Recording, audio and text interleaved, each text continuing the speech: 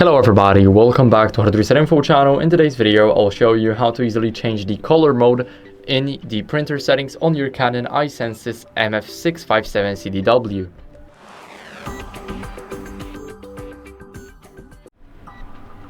So first, what you guys want to do is go over to the menu. Now select the function settings and go over to the printer.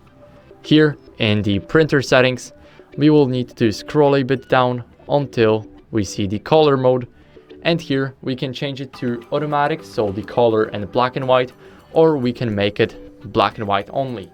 So it's a very fast way of changing it.